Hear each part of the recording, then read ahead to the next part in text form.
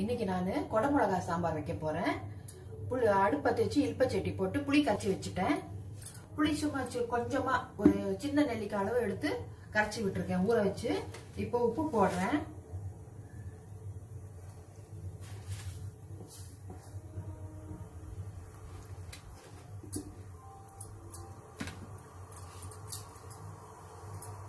மிளகா அப்படி போடுறேன். சாம்பார் பொடி போடுறேன்.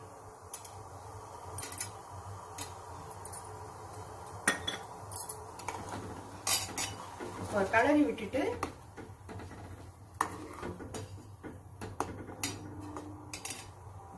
குடமிளகா நெருக்கி வச்சுருக்கேன், அது போடுறேன்.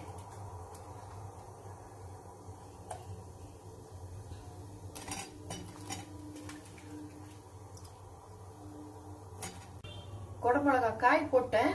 இப்போ வந்து பெருங்காய பொடி போடுறேன்.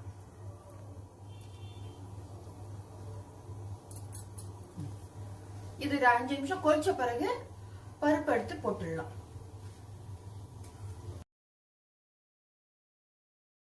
சாம்பாருக்கு தோரம் பருப்பு குக்கர்ல வேக போட்டு எடுத்து வச்சுட்டு இருக்கேன். ஒரு அரை டம்ளர் தோரம் பருப்பு நல்லா ஊற வச்சுட்டு குக்கர்ல 4 விசில் வர வரைக்கும் வெயிட் பண்ணி அடுப்பு ஆஃப் பண்ணிட்டு எடுத்து வச்சுட்டு இருக்கேன். புளி தண்ணி நல்லா கொதிச்சு விட்டு ஒரு 5 நிமிஷம் ஆயிடுத்து. இப்போ வந்து பருப்பு போடுறேன். அதுல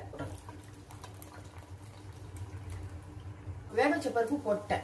பருப்பு காய் புளி எல்லாம் சேர்ந்து ஒரு 3 நிமிஷம் அடுப்பு கொஞ்சம் பெருசா வச்சு 3 நிமிஷம் எல்லாம் சேர்ற மாதிரி கொதிக்க விட்ட பிறகு தாளிச்சு கொட்டிட்டு இறக்கணும். சாம்பாருக்கு இப்போ தாளிச்சு கொட்ட போறேன். எண்ணெய் விட்டுட்டு கடுகு போட போறேன். வெடிச்ச உடனே எடுத்து இந்த சாம்பார்ல போட்டுருங்க. வெடிச்சுட்டு 2 வெந்தயம் போடுறேன், வாசனையா இருக்கும். சாம்பாருக்கு தாளிச்சு கொட்டிடுறேன்.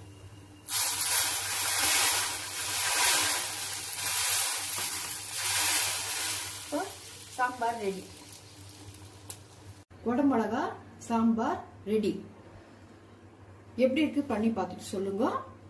மறக்காம சப்ஸ்கிரைப் பண்ணுங்க. தேங்க்யூ.